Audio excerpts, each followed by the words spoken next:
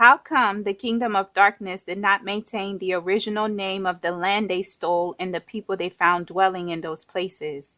If they allow the indigenous black people to retain their name, they are entitled to keep everything that associate with their name.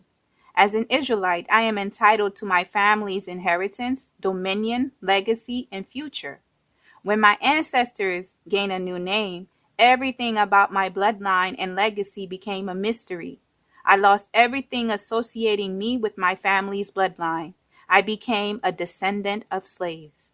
I was stripped of my family's land, wealth, dominion, and legacy.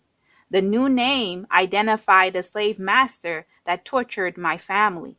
The new name also gave my family an inferior legacy, despite the scriptures saying otherwise.